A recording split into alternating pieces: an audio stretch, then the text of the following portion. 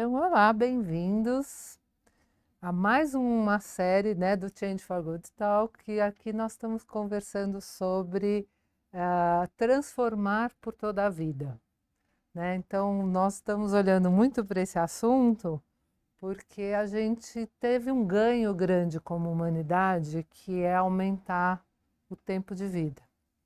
E a gente precisa parar para pensar e olhar o que que a gente pode fazer para a gente construir essa longevidade se servindo da potência dos longevos, né?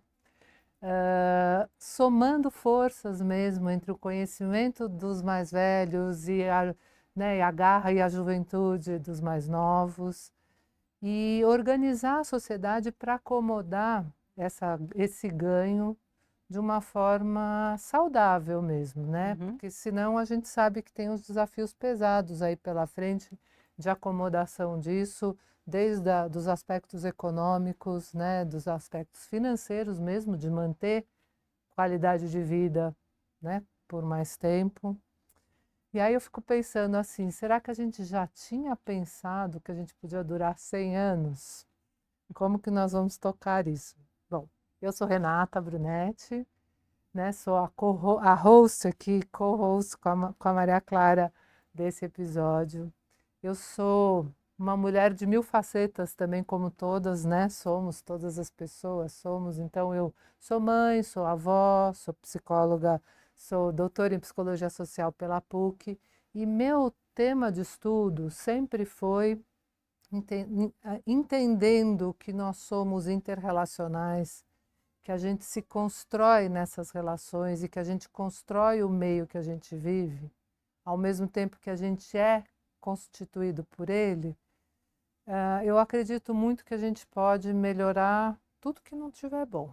Basta a gente querer pegar a nossa parte, a nossa responsabilidade e começar aí dar os próximos passinhos, né? E como a gente fica falando em transformação, nada melhor do que conversar com quem está transformando aí o tempo todo. Então, Suzana, vai ser um prazer te receber aqui, né? A Suzana, você vai se apresentar, mas a gente já sabe que você é uma ambientalista e haja transformação, né? Você tem uma trajetória enorme aí para contar para a gente. Estou aqui com a Maria Clara mais uma vez nesse episódio, desfrutando da sua presença aqui no Brasil, né? Para continuar aí com esses olhinhos inspirando a gente, vendo esse brilho no olhar aí tão gostoso. Então, bem-vindas. E Obrigada. aí eu vou gostar de saber um pouquinho. Clarinha, conta pra gente quem é você. E depois, Suzana, você também se apresenta contando quem é você. Bem-vindas. Um presente estar aqui com vocês duas, que sempre me inspiraram. Eu sou Maria Clara, Clarinha para a maioria de vocês, e tenho 46 anos, tenho quase metade desse tempo na Choca, então tem muito, muito tempo. É, e, e esses anos todos, assim, me inspirando muito por esses agentes de transformação, né? E uma das coisas que colocando um pouco aí também o que eu faço na Choca, eu trabalho na área de longevidade, que é uma iniciativa nova da Choca, e que ela veio por conta de olhar mesmo os empreendedores que estão envelhecendo como agente de transformação, que não tem essa ideia de aposentadoria do jeito que a sociedade meio que colocou, mas que vê essa oportunidade de continuar inspirando e apoiando e cultivando essas relações intergeracionais, né, para o bem comum. Então, eu acho que estar na Choca por muito tempo me ajudou a ver muito isso, né? A Suzana é uma delas. Quando eu entrei na Choca desde o comecinho, sempre foi mentora, parceira, né? Enfim, e acompanhar também a tua trajetória, né? Em como você construiu o IP e vem desempenhando esse papel no ecossistema. Acho que é um pouco disso que a gente está falando. Então é isso. Eu sou essa. Hoje eu moro na Índia com a minha filha e com meu parceiro, e estou aqui curtindo um pouco com os meus queridos brasileiros. Bom, eu sou a Suzana, Suzana Pádua. Eu tive uma mudança de vida bastante radical.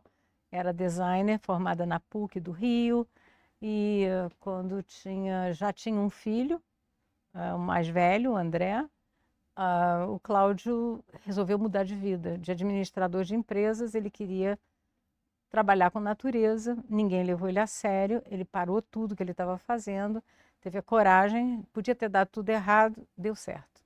Cláudio, seu marido. Meu marido, importante dizer. Estamos casados há 54 anos, que é uma loucura. Mas, enfim, isso é uma das conquistas, porque a gente construiu junto uma trajetória, com aspectos diferentes que se complementaram. Mas essa mudança me fez trabalhar com educação ambiental. E aí também, depois fiz mestrado, doutorado. Por quê? Porque eu estava no meio de cientistas, e os cientistas, eles só levam a sério quem tem esse mundo acadêmico, quem é cientista também na área social.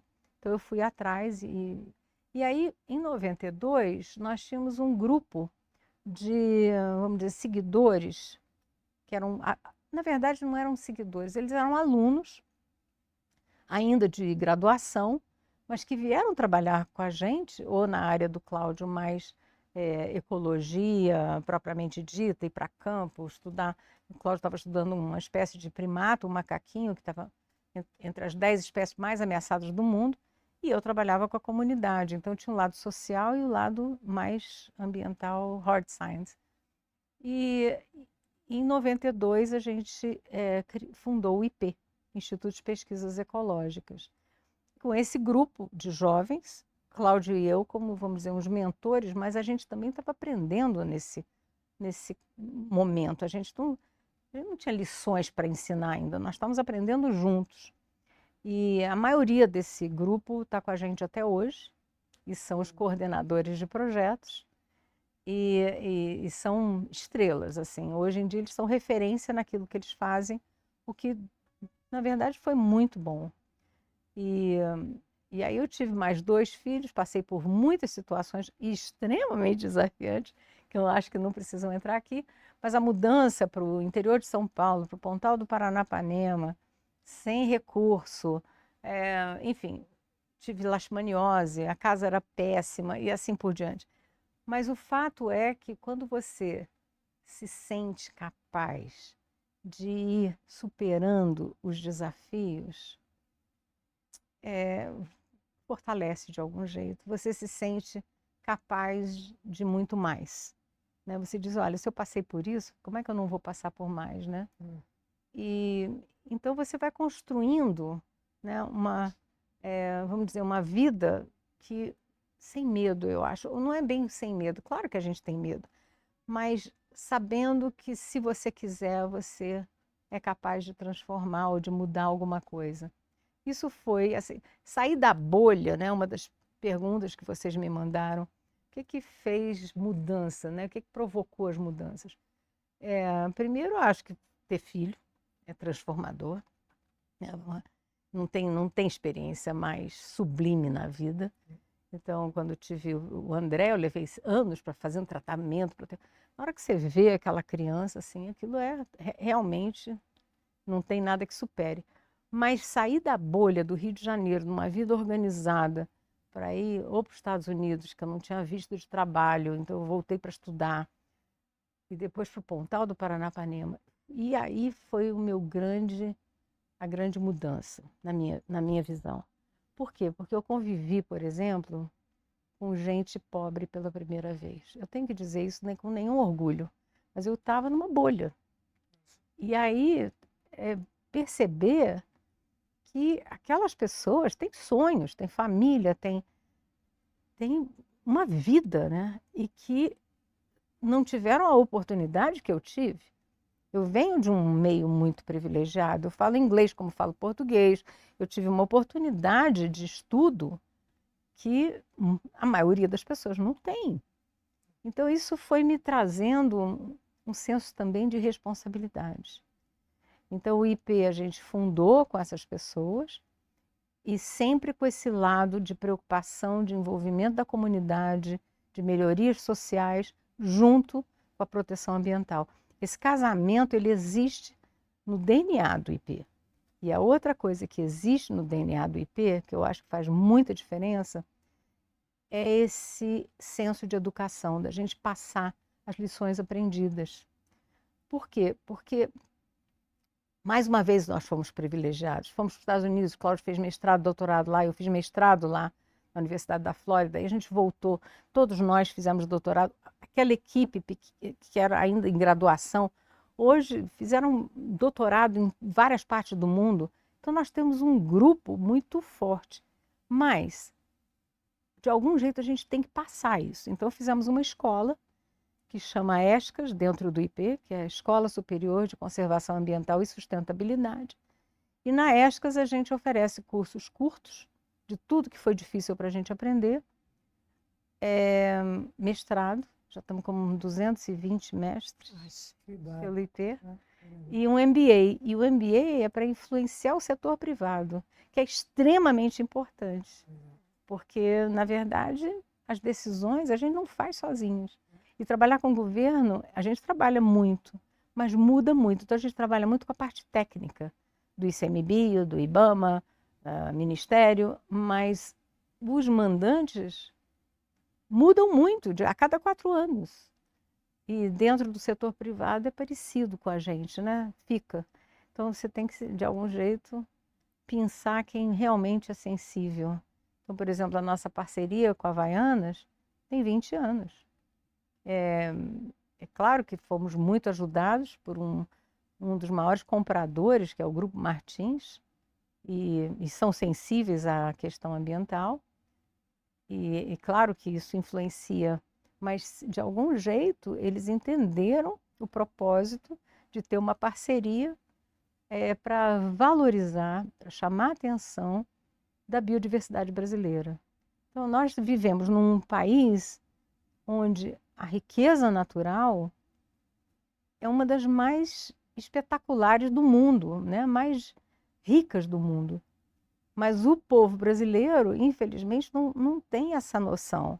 Na hora que você pergunta que animais que você acha que vão encontrar na floresta, você encontra leão, tigre, né? Eu já tive tigre, urso.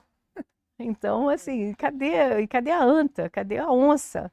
Né? Cadê o mico-leão? Né? São 4 espécies de mico-leão na Mata Atlântica. Então, a Havaianas compreendeu isso. Então, ela estampa nas solas os animais, e principalmente animais. Tem algumas que são flores e tal, mas a maior parte é animais. Então, esse é assim. E aprendendo, né? Exato, é uma forma de você trazer o orgulho, né? De você mostrar e trazer orgulho. E a gente tem que ter orgulho mesmo, gente. É um país extraordinário. E culturalmente também é extraordinário. Só de línguas indígenas, só no Rio Negro são mais de 20. São 22, uma coisa assim. Imagina, uma língua para se formar é quase como uma espécie, né? Porque leva anos, né? Aquela coisa para ser construída. Então, assim, num resuminho, é isso. Tenho 3 netos também, que me dão muita alegria. Que essa parte é muito boa, né? Oh. Você estava falando, né, do trabalho que vocês estão fazendo já há 20 anos dentro... 32, 33. Não, até pensando na Havaiana, que você falou que tem é verdade. Né, assim, olhando, de influenciar o mundo corporativo, né? Isso. Que realmente, eu quando fiz meus estudos na psicologia social, justo a gente ficava tentando identificar, pela própria lógica do mercado, ela anda na contramão, né? Até então, a lógica do mercado anda na contramão daquilo que, como empreendedor social, né, busca se resolver, né? Isso. Porque ele tem ali uma finalidade de gerar e maximizar o lucro em detrimento de muita coisa, né? Em detrimento de questões sociais e de questões ambientais super importantes. Quer dizer, e a hora que você, como um instituto, entra dentro do mundo corporativo, você começa a mostrar, até fica mais fácil daquele ambiente perceber e se repensar. E encontrar uma outra forma de conduzir seu negócio de modo a causar menos, né? Eu falo, fecha um pouquinho da torneira dos problemas que os empreendedores sociais normalmente estão correndo atrás de resolver, né? Porque Isso. muitos deles nascem ali. E eu costumo dizer assim, não gosto de olhar isso como transformando esse espaço corporativo no vilão, porque eu acho que Não. ele tem outra lógica, Uhum. ele é regido por outras, né, por outro pensamento, e muitas vezes todo o benefício que ele trouxe, às vezes esses efeitos colaterais não estavam contemplados. Então, só que a hora que a gente enxerga isso, é importante acordar e construir uma outra maneira de fazer, né, de pensar. Então, assim, eu tenho assim, dois exemplos que eu quero trazer aqui que eu acho interessante. Quando eu estava fazendo meus estudos de doutorado, eu me lembro que eu entrei em contato com um exemplo que a Shell fez na Holanda, exclusivamente na Holanda. Ela se comprometeu, naquela época, eu estou falando de coisas de 20 anos atrás, a criar uma lógica de que, com o lucro dela na Holanda, ela ia reverter e sanar e reorganizar os danos sociais e ambientais causados pelo próprio processo de uma petrolífera. E funciona, e dava certo. Só que ela dizia que ela jamais poderia fazer isso em termos de planeta, né, no mundo todo, porque feria a lógica daquela linha, daquele segmento de produção, e ela ia perder competitividade, ela ia morrer. Então ela falou assim, eu posso fazer como teste isso, para ver que é possível você fazer a sua atividade diminuindo o impacto. Mas se eu fizer sozinha, eu vou morrer em termos competitivos. E aí o filósofo que eu estudei na época, que era o Habermas, ele dizia que era, vamos dizer, o direito seria a ferramenta necessária para regularizar essa situação, porque se virasse norma e lei de que todas as empresas daquele segmento fizessem a mesma, jogassem da mesma forma, X% do seu lucro ia ser reinvestido para bem maior. diminuir os danos sociais e ambientais causados, pronto, aí não interfere nessa competitividade. Então, por que eu fiz essa viagem toda? Para dizer que dá para mudar. Mas para mudar, realmente, a cabeça corporativa, ela precisa desse tipo de regra. Porque ela, pelo carinho que ela pode até construir e pelo entendimento, né, só da liderança, não dá para mexer. Então, a gente precisa mesmo ferramentas mais potentes para fazer essa transformação na escala necessária. E nós, enquanto sociedade, é que somos o estimulador da criação dessas ferramentas, né? Porque se a gente, nas nossas escolhas de consumo, né, a gente começar a abrir mão de consumir algumas coisas que a gente não concorda com a lógica como elas são produzidas, e escolher outras que se adequam e que têm esse respeito tanto né, pelas pessoas que fazem parte do processo de produção, como né, pelos materiais e tudo isso que são envolvidos naquela produção, a gente vai, vamos dizer, criando aí, se servindo, se colocando em serviço mesmo dessa mudança que a gente quer, né? Senão a gente ficar sentado esperando não vai rolar, né? Mas enfim, fiz aí toda essa viagem para aproveitar o gancho, né, da sua história com as Havaianas, que eu acho que é isso, a gente vai devagarinho influenciando e torcendo para que né, todas, o mundo corporativo vá se posicionando de diferente, que isso é possível, né? Às vezes eles tentam achar que não é, mas é possível, né? Quando a gente fez a parceria com a Havaiana, o diretor na época, que era o Paulo Lali, hoje é conselheiro do IP, ele dizia assim, como é que isso nunca veio parar na minha mesa? Ele ficou chocado. Por quê? Porque quem manda, E foi disruptivo até para a Havaianas, porque depois de Foi. vocês, eles começaram a fazer Fizeram várias vários. parcerias. Vários, Agora, assim, para ele, são várias camadas para você chegar à pessoa. Na minha visão, você tem que falar com quem manda, sabe? Porque é quem manda que traz a vontade ou não de entrar em alguma causa. Mas tem um outro ponto que eu acho que é um desafio, que eu nem sei se entra aqui, mas que eu acho que é muito importante. Com 70%, na minha área, tá? Com 70% das pessoas morando nos grandes centros urbanos, isso é no mundo, né? 70% da população, 80%, mora em grandes centros. Então, o contato com a natureza fica cada vez mais escasso. Então, eu posso pegar, vamos dizer, um Juscelino Martins, do Grupo Martins, que é apaixonado, que tem uma fazenda, que cria animais silvestres com a licença toda e tal, e ele já é sensível. O Paulo Lally também é sensível, mas como é que você chega a pessoas que não tiveram essa oportunidade? E aí eu chego numa coisa um pouquinho mais além. Da mesma forma que eu falei que eu saí da bolha, quando eu fui morar no Pontal do Paranapanema e tive contato com, vamos dizer, com um lado de pobreza, de miséria mesmo, que eu desconhecia, essas pessoas também não têm esse contato. Então, na minha visão, a gente precisa de uma revolução do bem, uma revolução, eu chamo de amor. E é um amor responsável, não é um amor, sabe, piegas.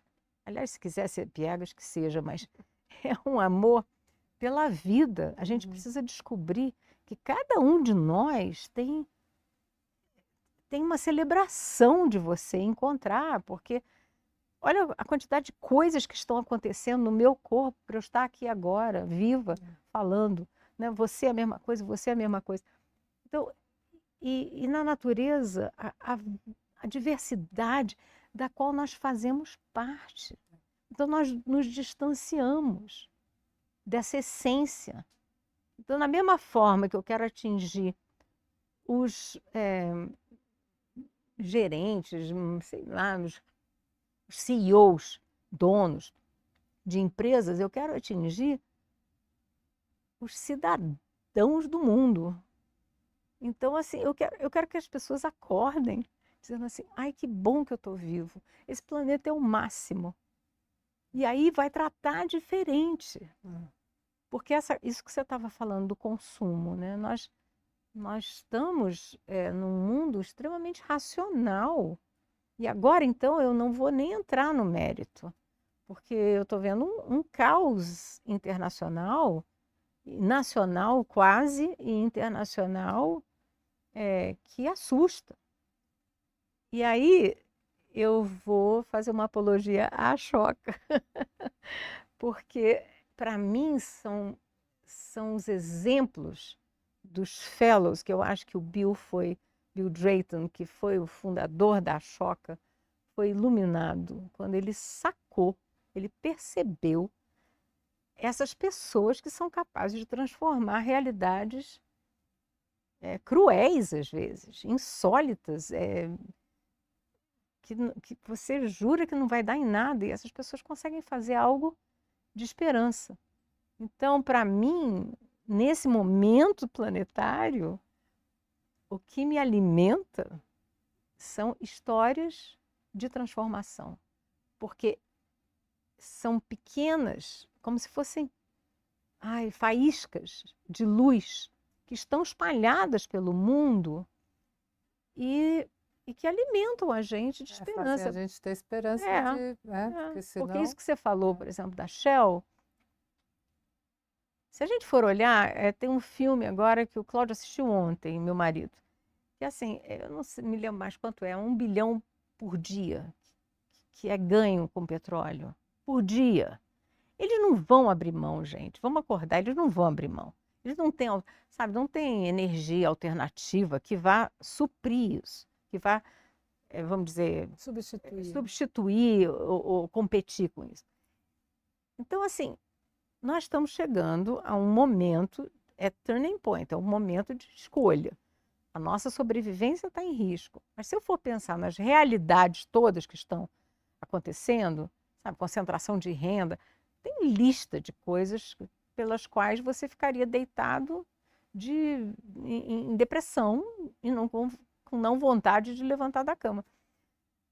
Então, assim, para mim, não consigo viver assim. Eu passo 2, 3 dias e fico assim, o que dá para fazer?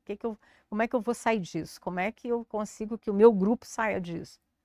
E aí você vai vendo aonde que tem essas chamas, sabe? Essas pequenas chamas, que são grandiosas, elas não têm nada de pequenas, mas que muitas vezes não aparecem na mídia, né?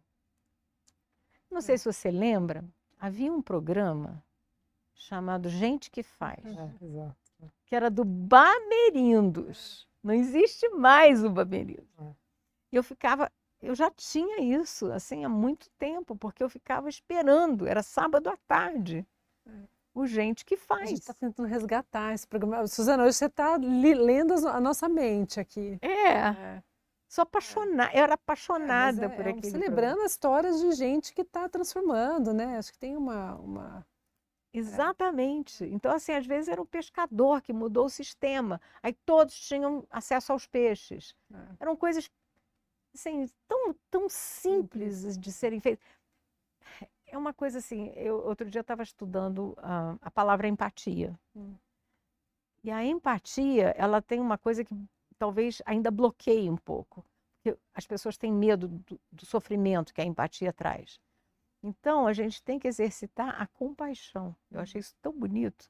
Porque, assim, o amor vem com compaixão. Eu quero que o outro tenha a chance, sabe? Que ele possa trilhar o potencial que ele tem. Ela tem, entendeu? Não sou eu que vou dizer o que a pessoa tem que fazer. E se você for assim com a família, com os amigos, com o seu grupo...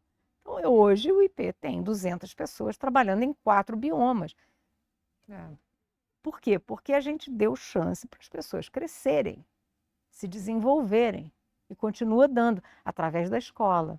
Eu digo que a escola é onde a gente forma as sementes de peixe. Que aí você espalha pelo Brasil. Não é bonitinho? É lindo.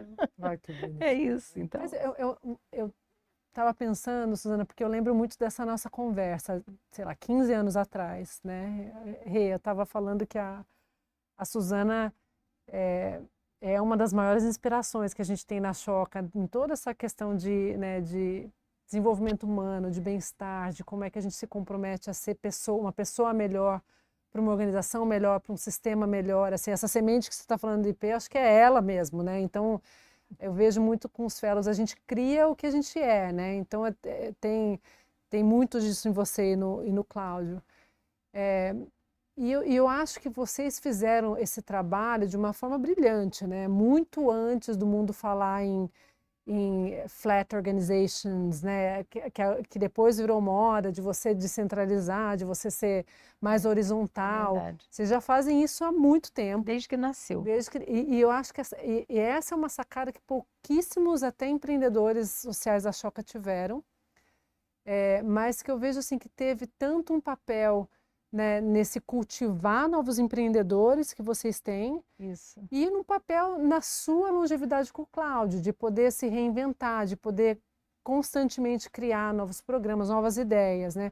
Então, fala um pouquinho pra gente assim, né, como é que e nem sei se foi consciente esse desenho da organização, mas assim, como é que isso tem um impacto na sua vida e do Cláudio, de poder continuar sendo agente de transformação. Quantos anos você tem, Suzana? 74. 74. O Cláudio, então, 76. Então, 74, 76, super ativos, criando, inovando.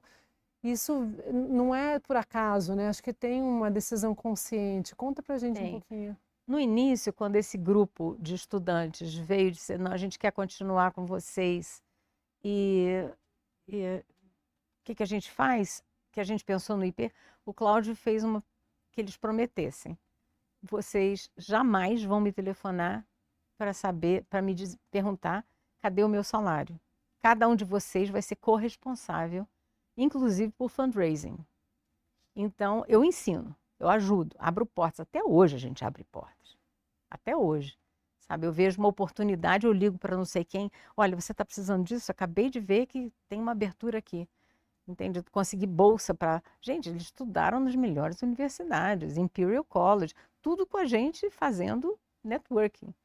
Então, isso deu a eles o quê? Né? A cada um um senso de, primeiro, confiança imensa que a gente estava depositando. Tá, você quer fazer isso? Tá. Qual é a melhor área? Aonde é que tem um estudo mais legal sobre isso? Por exemplo, você estava falando, antes da gente começar, da Célia Cruz, a Andrea fez um MBA, que a Célia Cruz era uma das organizadoras, né? Então, por quê? Porque ela queria ser uma pessoa para desenvolver development dentro do IP. Então, a unidade de negócios sustentáveis do IP é a Andrea que cuida. Cada um tomou conta de um pedaço, de um nicho que mais gostava. E a gente foi descobrindo. O que eu sinto, sinceramente, de desafio? E, inclusive dentro dos meus coordenadores, tá? Então, não estou falando de instituições de fora. As pessoas, muitas vezes, não têm esse olhar de falta de medo de concorrência, sabe? Então, assim, eu não vou ensinar porque outras pessoas vão aprender e eu vou perder o meu nicho. Não, não tem essa. A gente precisa do mundo inteiro transformando, sabe? Então, é uma confiança, você deposita a confiança esperando uma régua alta.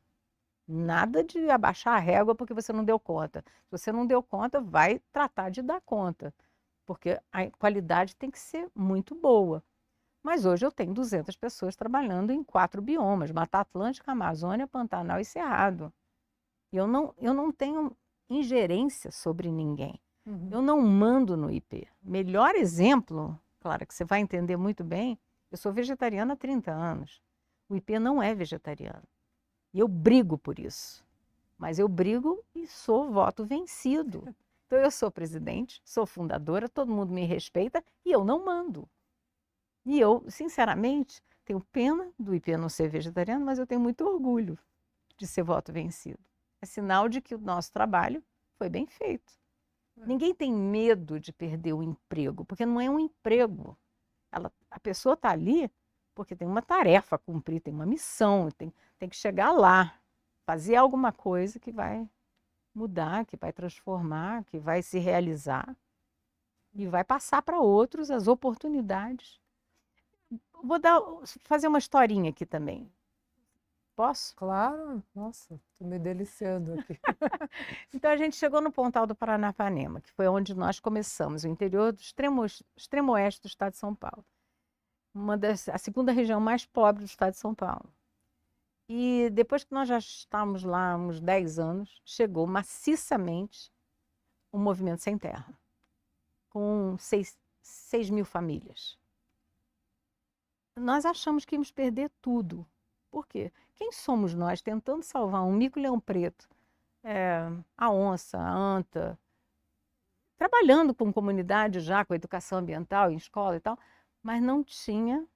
Quem somos nós com todo esse idealismo perto de uma questão tão séria que é o MST? Que mesmo que você não concorde com a forma de trabalhar, mas sensibiliza, não tem jeito. Porque são pessoas que estão lutando por uma sobrevivência.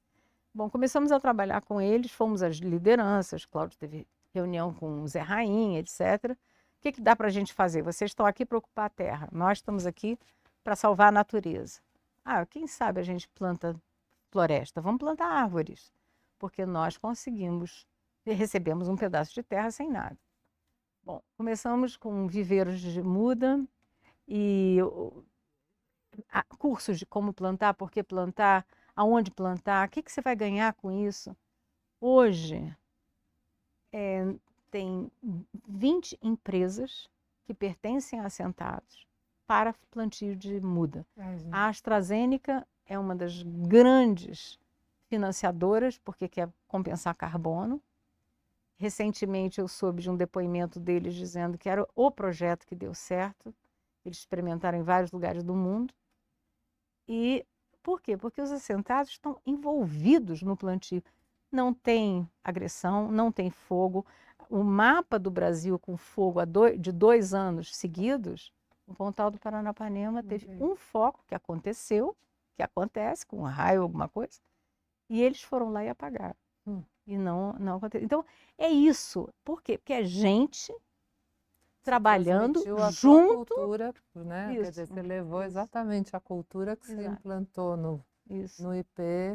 Eles Pra- absorveram isso, estavam pra abertos a comunidade. absorver também, não é? E quem tiver interesse, chama Corredores de Vida, Corridors for Life. Então tem vídeo em inglês, vídeo em português, tem várias. Mas é um corredor que você vê a imagem juntando um fragmento com outro, para as espécies terem chance de sobrevivência. E dá para ver em imagens da NASA. Ai, que lindo, que legal. Nossa, muito. Dá orgulho, né? Nossa, Muito legal. com certeza. E olha, não fui eu, coordenador, chama Lauri Cullen Júnior. Fellow também. A choca, É você um dos tem toda poucos razão. casos de fellow Eu dentro de organização lutei de pro fellow. Lauri ser, porque eu falei, ele trabalha de uma forma completamente diferente da minha. É outra história. Mas na é um época ainda exemplo podia. incrível do próprio que a gente estava falando, do modelo do IP. Exatamente. E como o Lauri, tem outras pessoas que podiam ser fellows da Choca, que depois a Choca não deixou. Não deixou lá. Eu falei uma vez para o Bill, eu falei, olha, enquanto você está identificando, eu quero que o IP produza fellows. Seja um viveiro de sementes. E no fundo a gente fez isso. E é uma prova viva, né, do valor do conhecimento, que o conhecimento só tem valor se compartilhado, né? Mas Ele eu concordo, retido, eu concordo. né? Apesar disso ser difícil, né? Pois é. Isso Mas é muitas difícil por essa lógica maluca que a gente vive, né? Quer dizer, quer coisa menos inteligente do que esconder o conhecimento? Não consigo entender isso. Porque o valor dele está em ser transmitido, né? E aplicado e usado. E o mais gostoso, que eu acho que é o que você fala, assim, dá para sentir a sua alegria, que é você ver como ele é diferente, como ele fica diferente na mão de outras pessoas, né? Claro, eles têm talentos que eu não tenho. Exato, Se muito fosse legal. só do jeito que eu quero, vai primeiro ter uma longevidade curta. Né? Na hora que eu acabar, acabei. Eu vou morrer, gente, né? Não tem jeito, faz parte do ciclo. Mas eu imagino que o IP continue, porque tem gente jovem entrando, entende? Tem uma renovação. Acho que era uma... Como é que é, então, agora? Porque todo mundo fala, vamos dizer, um grande desafio da longevidade é você conseguir imaginar, vamos de novo voltar para o mundo corporativo, que é um pouco mais engessado, menos corajoso para as mudanças, né? Esse convívio, né? Você falou que você está com seus 70 e tantos anos, e aí de repente tem uma moçadinha que vem vindo, com seus 20, com outra garra. Como você se vê com 100 anos ainda lá coordenando? Com 100 eu não sei, né? Vamos lá, se eu tiver inteira, eu escrevo muito, então eu acho que também é outra forma, muito. Pelo menos 2 artigos por mês eu mando para portais diferentes. Eu imagino que se eu tiver inteira, né? E não dependente e tal, que isso eu acho que deve ser bem barra pesada, principalmente para empreendedores. Você depender de alguém para te dar um banho, eu não consigo me imaginar ficando dependente, mas faz parte do ciclo. Então, se eu estiver inteira, eu imagino que eu vá continuar nutrindo outras pessoas, do jeito que eu puder, fazendo lives, e me convida que eu vou, escrevendo artigos, né, participando de alguma coisa. Mas tem um lado que nós estamos falando um pouco, que eu acho que é importante, que é o nosso senso de responsabilidade de passar o que deu certo dentro das nossas instituições. E eu acho que a Choca pode ter um papel muito importante nisso. Por quê? Porque eu aprendo muito com o mundo empresarial e até com o mundo governamental. aprendo muito. Você lida com pessoas inspiradoras, em todas as áreas tem. Mas os empreendedores desenvolveram tecnologias para sobrevivência, mas é muito mais do que sobrevivência, para ultrapassar, para sobrepor questões seríssimas. Uhum. Então, eu tenho que, de algum jeito, me inspirar neles. E cada um de nós tem, eu acho que pode dar uma contribuição para quem está começando. E quem começar, não precisa aprender, não tenho nada contra a IBM, mas eu não preciso ler um livro sobre a IBM, sobre a GE. Não, eu posso ler um livro sobre outra organização que superou questões parecidas com a minha. Então, eu acho que a Choca pode pensar numa plataforma em Sabedoria publicações, sabedoria. Eu não, assim, se falar de sabedoria é muita pretensão, mas são essas experiências, sabe, que ninguém tira. É a bagagem que a gente traz e que ninguém tira da gente, né? Tá aqui, sabe? Então aproveita, sabe? E a minha responsabilidade de passar, mesma coisa, por que a gente fez a ESCAS, entende? A nossa escola. Porque tem que passar, né? E tem que passar, por quê? Porque muitas pessoas vão conseguir fazer coisas boas ou melhores, ou diferentes, mas que você, de algum jeito, espalhou seus aprendizados, né? E outras coisas, isso aqui não faz não, porque deu errado. Pode ser que na sua região dê certo, mas isso aqui eu evito hoje. Então, sabe, é o que deu certo e o que não deu certo. A gente aprende muito com os erros. Vamos dizer, até essa sua mentalidade, eu acho que te dá um descanso de você não se sentir sozinha. Eu acho que vamos dizer assim, uma dor muito presente para quem ainda vive num modelo muito competitivo. Porque o modelo competitivo é isso, você tem tanto medo de ser copiado, de que passem na sua frente, que isso, que aquilo, que você é um tomador de decisão solitário. Né? E é uma dor difícil de... Eu fiz, uma época nós participamos, eu faço parte do ICE, do Instituto de Cidadania Empresarial, eu sou também uma associada. E aí lá eles trazem várias oportunidades da gente entrar em contato com essas novas tecnologias de desenvolvimento, seria, né, do investimento de impacto, do investidor de impacto, do negócio de impacto. Então, uma época eles fizeram um programa onde vários associados juntos foram aprender a fazer investimentos de impacto juntos. E foi tão legal. Uma das falas que até hoje ecoa muito dentro de mim foi de vários family offices juntos, com seus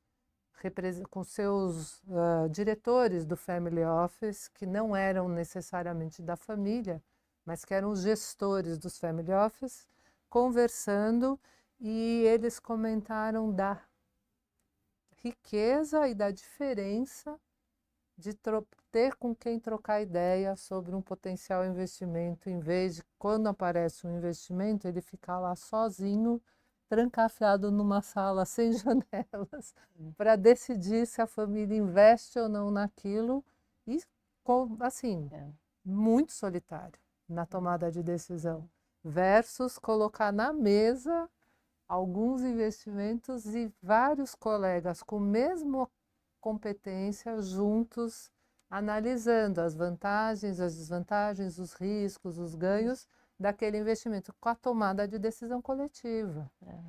Então foi a primeira vez que eles experimentaram vamos coletivamente pensar, vamos decidir juntos e fazer juntos, que dava um descanso, daquela coisa tão sozinha.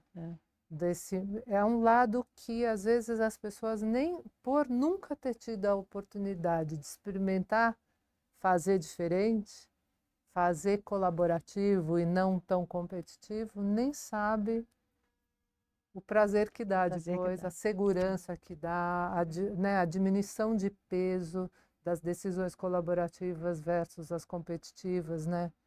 Clarinha, antes da gente começar essa conversa oficial aqui, né, você estava cheia de perguntas e de vontade de cutucar a Suzana aqui para falar algumas coisas que você estava lá mil e eu falava, não fala ainda, Clarinha, espera, vamos começar o nosso bate-papo para fazer. Não, eu acho que você falou da história da plataforma, né? Porque é o que a gente tem visto muito, né? Essa wisdom economy que a gente fala, né? De uma economia de sabedoria da comida, da sabedoria, economia de doar, né? De dar de volta aquilo que se aprendeu. E então era um pouco do que você falou. Eu tô curiosa, assim, Suzana, né? São tantos anos, né, como empreendedora social, como tantas mudanças. É muito interessante porque longevidade, a mudança demográfica no mundo, ela está no mesmo lugar que clima estava uns 20 anos atrás, né? 25, 20 anos atrás. Começando. As pessoas estão começando a falar. Eu lembro no começo do clima que mudança climática, a gente sabia de meio ambiente, mas não, e a gente não dava muita atenção, né? Não tinha tanto conhecimento. A gente vê que a longevidade está no mesmo momento. Esse momento está mudando, gente. Não tem mais criança nascendo, está todo mundo envelhecendo e a gente está vivendo mais. Então, não tem sistemas que estão desenhados para vidas de 100 anos. Né? Então, assim, é um exercício ali de pensar o que a gente quer fazer, como a gente vai fazer, como os fellows estão fazendo e vão fazer. E eu fico me perguntando muito isso, assim, né? Como é que a gente engaja até esses empreendedores que estão aí há tantos anos como você para pensar nesses sistemas. Uma das coisas que está acontecendo agora é que assim, a gente não está só olhando empreendedores que estão com inovação em longevidade, mas muitos empreendedores que inovam há muitos anos e que de repente eles passam a olhar esse tema com outros olhos. E o que a gente tem recebido mais em longevidade é qual que é a intersecção de longevidade com o planeta, com a longevidade do planeta. Então, muitas conversas ao redor de as crianças de hoje estarem desconectadas com a natureza e o impacto disso daqui a uns anos. Né? Então, como é que a gente faz essa reconexão agora, porque é isso que vai acontecer daqui a um tempo. Então, tem uma série de coisas, assim, se a gente quer que seja diferente daqui a 100 anos, o que tem que ser feito agora? Eu ouvi um pouco, assim, de você, né? Eu acho que você já participou tanto dessas ondas, né? Você viu o clima, a questão do climática nascer, e onde a gente está. Então, como é que a gente pensa em soluções ou uma forma de atuação que tenha... Maria Clara, é assim, quando a Rio 92 aconteceu, foi o mesmo ano que o IP foi fundado, a gente fundou o IP em março, e a Rio 92 aconteceu em junho, julho, por aí. Eu fui, né, no aterro, porque não tinha, imagina, nós tínhamos acabado de nascer, né? E como instituição. Então, não éramos ninguém, mas, ao mesmo tempo, nós fomos ao aterro. A sensação era de que o mundo estava ali junto para salvar a vida, de algum jeito. Gente, tinha tribos indígenas, tinha gente aborígene da Austrália, tinha de tudo ali. Sabe, gente africana, vestido de africano, coisa mais linda. À medida que o tempo foi passando, infelizmente, o egoísmo foi se acentuando. Então, assim, os países não assinam mais os acordos, porque eu não vou abrir mão disso, porque fulano não abriu mão, porque um não assinou, o outro não quer assinar. Então, assim, se você for olhar, não é bonito o que nós estamos vendo. Não é solidário, não tem amor, falta amor. Então, eu acho que a gente precisa, de algum jeito, talvez mudar radicalmente a educação. Quando a educação ambiental ela surgiu há 50 anos atrás, tá? Mais ou menos, um pouco menos. Qual foi a grande sacada? Qual foi a mudança paradigmática da educação ambiental, que me fascina? Era, na vez de você só transmitir conhecimento, você tinha que mexer com o lado sensível do homem, do ser humano, vamos botar assim. Então você tinha o racional, conhecimento, junto com os valores. E essa combinação ia te mover à ação, uma ação consciente, responsável e, enfim, ética. Passaram-se esses 40 e tantos anos e a gente não está vendo melhoras no mundo. Então, na minha visão, você tinha que agora estar realmente pensando em mudanças paradigmáticas, sabe? O que nós precisamos fazer para salvar a nossa espécie? O planeta vai sobreviver? Muito bem, obrigada. Nós vamos desaparecer daqui, as espécies só vão fazer uma festa, porque somos nós que estamos ameaçando tudo. Então, tinha que ter uma introdução, na minha visão, e é totalmente idealista, é totalmente utópica, mas, como diz, né, o Eduardo Galeano, a utopia foi feita para você avançar, né? Quando você chega lá, você tem que andar mais. Então, é a linha do horizonte, como ele diz. Para mim, é uma mudança no sistema educacional onde você exercite amor. Amor. E um amor responsável, que você é responsável por cada ato seu. E não, sabe, o lixo você bota lá fora e alguém vai levar e você não quer saber do que se trata. Exato. E a pessoa que está cozinhando para mim vai continuar cozinhando e o filho dela vai continuar. Não, sabe, não pode ser assim. De algum jeito nós temos que despertar.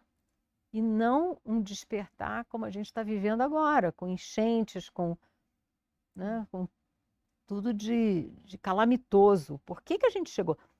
A minha avó já dizia, você aprendeu pela dor ou pelo amor? Então, é pelo amor que eu quero. É utópico? É. Dentro do IP eu sou ridicularizada até, mas é isso que eu acredito, é isso que me move. Nós temos que fazer uma mudança radical na nossa forma de ser.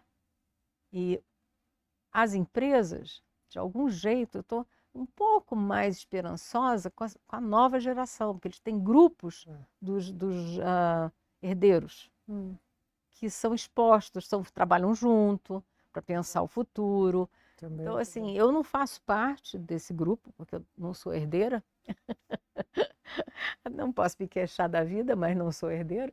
Mas, enfim, pode ser que eles venham a trazer perspectivas novas e mais éticas e tal. Mas eu ainda acredito que não é mais, sabe, não é o governo, não é o setor privado e somos todos. Somos todos. Nós temos que acordar, é um despertar para o que é possível ser feito com o mundo. Então, tem modelos, né?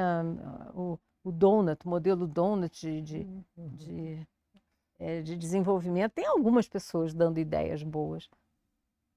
Vamos tentar ver de que maneira que a gente consegue acho que essa reverter. Tomada de consciência do quanto nós somos, primeiro, né, que somos todos natureza, né? Interligados. Porque a gente fala da natureza como se fosse outra coisa, né? Nós somos natureza. Nós somos natureza. Nós somos interligados, nós somos interdependentes.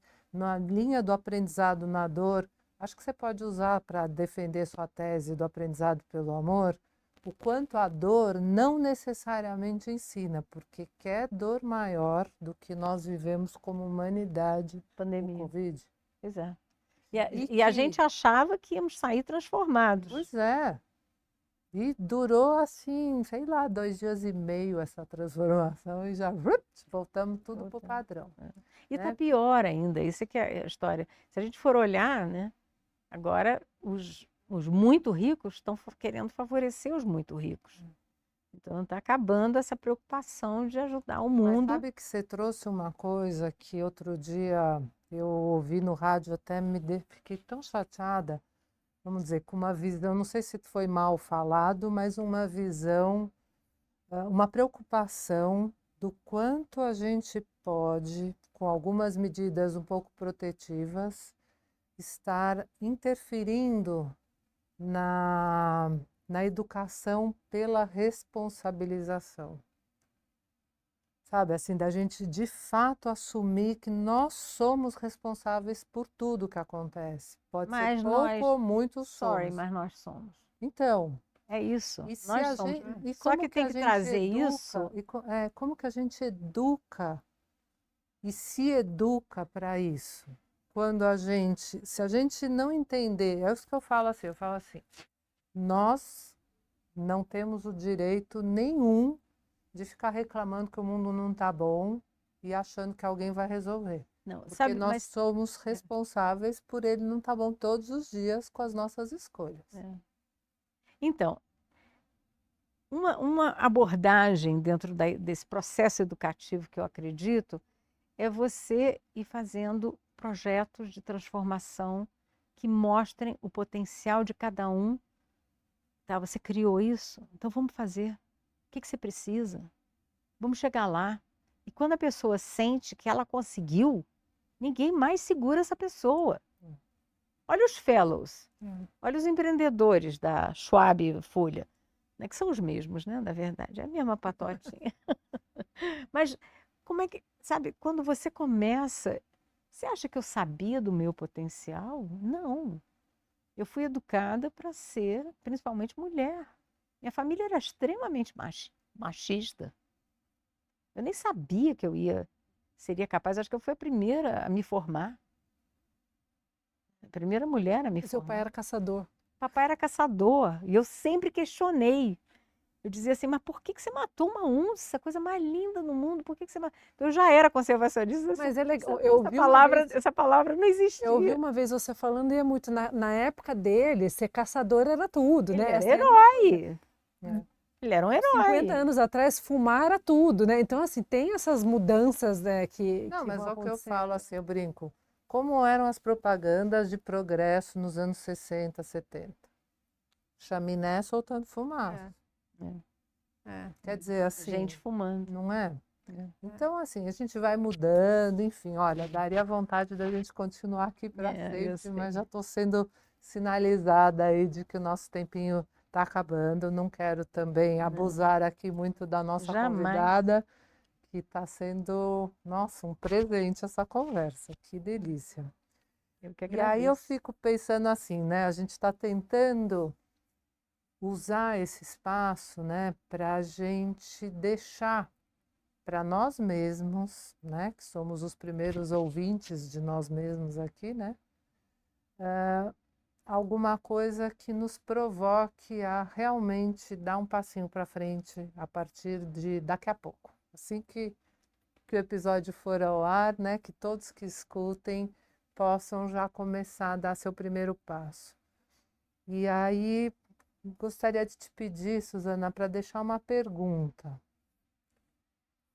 Que pergunta que a gente pode introjetar que vai fazer a gente amanhã caminhar mais nessa direção dessa mudança de forma amorosa, como você está propondo? Eu acho que a gente não tem o hábito de refletir sobre a nossa vida, sobre os processos. Então, se as pessoas tivessem a coragem de se aplaudir um pouco, sabe? De celebrar as conquistas e dizer o que me trouxe até aqui. Porque todos nós tivemos milhões de desafios, né? As pessoas já têm desafios sem tentar fazer nada. Então, a gente que tenta reverter situações e tal, é isso. Eu acho que a gente tem que celebrar o pouco que você conseguiu ou o muito que você conseguiu. A gente é lutador, a gente é vitorioso, a gente estar vivo. Você tem desafios todos os dias. Eu acho que a gente precisa se aplaudir um pouco e ver caminhos que sejam justos, caminhos que sejam, de algum jeito, uma consequência não ruim, sabe? Trazer algo de bom, e na vez de você só pensar em ter, né? Tem a diferença, né, entre ter e ser, né? Você pode ter vontade, mas desde que você seja né? Tudo que você tem, né? Com todo o teu Você- potencial, Exato. né? E cada um de nós é uma fonte, né? É uma fonte de, de inspiração, de conquistas e aprendizados. Vamos ficar com essa. Eu falo, eu repito isso também, porque eu acho que foi na celebração de 15 anos de IP, eu não lembro que eu falo, repito isso para a Suzana às vezes, que o Cláudio, o marido dela, leu, acho, foi no discurso dele que ele falou, acho que era uma frase do Jacques Cousteau, que é algo, a gente cuida do que a gente ama, É né, de e a um, gente é de um, ama... aquilo que nos é ensinado. aquilo que- Amamos somente o que é, né? E é isso. É de um budista. É. E o Cousteau falou muito também Pode ser. disso, que para mim aquilo ficou muito na minha cabeça quando eu tive a Lila, minha filha, né? Porque morar na Índia e natureza são coisas bem na cidade, né? E na Índia não é tão fácil você estar em natureza. E para mim isso sempre foi uma pergunta assim, como é que ela passa a amar a natureza? Então assim, conscientemente eu passei horas e horas e horas no parque, né? Assim, literalmente, aprendendo, ensinando o que é aquilo, deixando ela experimentar, deixando ela ver, pegar, segurar, olhar, contemplar. E aí a gente escolheu colocá-la numa escola que é numa floresta, então ela tem que viajar bastante, mas ela passa o dia lá. Mas olhar a forma como ela se vê e entende a natureza como parte dela, eu acho que é um dos presentes maiores que a gente tem. Então, eu acho que vem muito de vocês também, assim, né? As crianças precisam estar expostas, conhecer, amar, aprender a amar a natureza. Porque quando você ama a natureza, aí você protege, né? Aí eu acho que não tem... Maria Clara, eu faço uma pergunta, quando eu vou fazer uma palestra assim que tem, sabe, muita gente no auditório. Eu estou falando para convertidos na minha área, né? Porque quem vai para palestra de ambientalista é ambientalista. Mas eu pergunto assim, quem de vocês teve contato com a natureza quando era pequeno? E 99% das mãos são levantadas. Então, assim, a minha preocupação com 70%, 80% da população vivendo em grandes centros é quem serão os conservacionistas de amanhã. E meu último artigo que eu mandei anteontem é como, num meio urbano, você tirar partido de parques e jardins botânicos. Então, nós estamos na mesma sintonia. Porque é isso. Você tem que levar para algum lugar. Leva, vê uma formiga carregando uma folha 3 vezes, 4 vezes o tamanho dela. Né? E fica fascinado. E aí você vai querer saber mais. Isso, né? Se encanta. A palavra é essa. Tem que se encantar. Né? A natureza encanta, mas você tem que aprender a ver, né? Que bom que você está levando a Lila. Vocês me inspirando. Gente, muito obrigada. O prazer é Suzana, todo foi meu. um prazer te conhecer, ouvir Também. você falando assim. Não, e Maria, prazer. eu já sou encantada há muitos anos, eu só reforço. Para mim, o prazer de estar, de algum jeito, retribuindo para a Choca. A Choca mora no meu coração. O Bill Drayton não tem noção disso, mas Maria Clara, a Choca, tudo isso só traz sorriso, sabe? Ternura. Ternura imensa. Então, sabe, ter essa oportunidade de estar compartilhando. Quando eu fui, vamos dizer, entrei para Fellow Ashoka, eu não tinha a menor ideia de que eu era Fellow empreendedora, coisa nenhuma. Assim, será? Sabe, será? Assim, eles acreditaram em mim antes de eu acreditar em mim. Então, é o máximo. Você replicou isso no seu trabalho. É verdade, é verdade. Parabéns para vocês. Obrigada. Ai, que bom, eu que agradeço. Obrigada. Gente. Obrigada pela oportunidade. Muito obrigada.